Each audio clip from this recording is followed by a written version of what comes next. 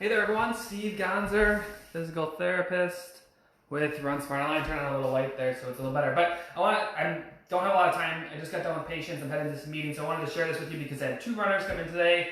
Very similar issues. So one of them, actually both of them rather, were stuck in this rest, run,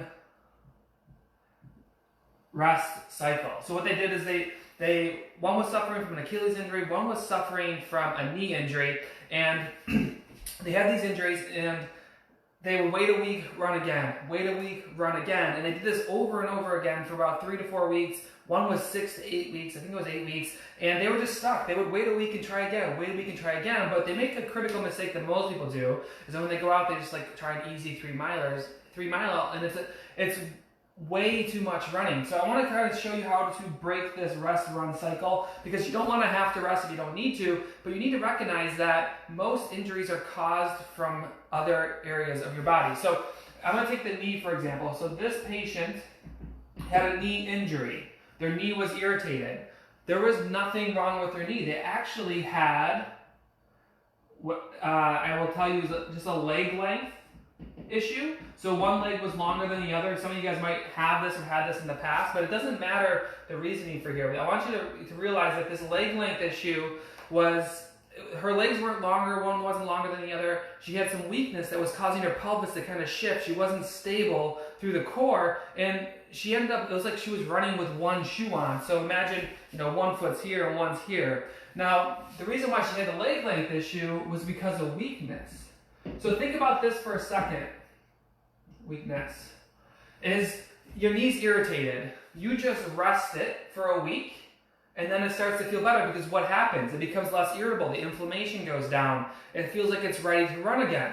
Here's the problem with this runner particularly. When you wait that week, this gets better. This layer gets better, but this still exists. She still had one leg longer than the other. So what happens when you go out and run? It's like running with one shoe on. The knee got re-irritated. She would wait a week again, try again. She kept on being focused here. Is the knee ready to run? The knee was getting beat up because of something else, her leg length issue. So we look at that, and this is where you have to, I'll kind of cue you in on the easy way to fix a lot of these things in here in a second, but we think about the leg length. Okay, so let's just go fix that. So we pull on her leg, we push on her leg, we straighten her back out in the clinic, but she went through a couple things, like I just had her roll on the table, do some squats and things, and then she was uneven again because of the weakness. So imagine you go to the chiro, you go to your doctor, your PT, and they say you're uneven. They just pull or push or do some kind of adjustment to fix that, and you start running again. What traditionally happens is the knee gets irritated because her leg length issue, while it was causing the knee, what was causing the leg length issue was her weakness. So you have to work down this chain to kind of figure out why you're hurt. But what I can assure you is like this rest-run cycle does not work for most people. 90% of the time it's not going to work. You need to identify this flow. But here's the cool thing is that you don't necessarily need, it's not rocket science to figure this out. If you want help with it, what you should do is just start with hip and glute strength and core strength. Most injuries do stem from these areas. Not all. There's a lot of things that cause other problems like tightness and weakness in certain areas.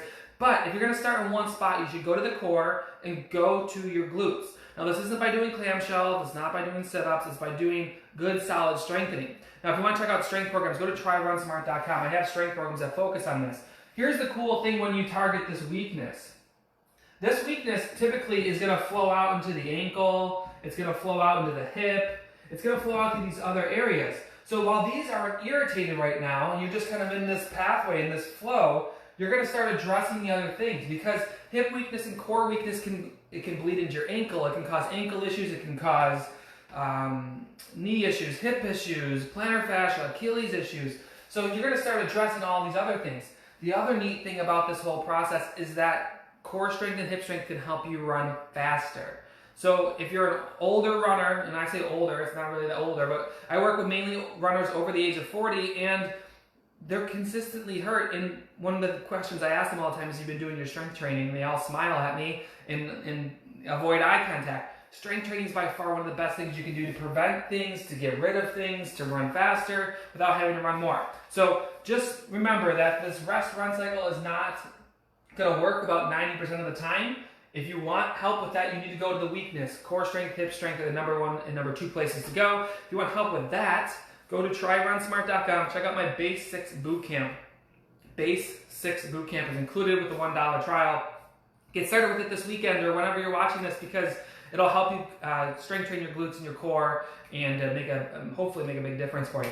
All right, off to my meetings. Hope everyone has a great weekend. I'll talk to you guys soon. Bye-bye.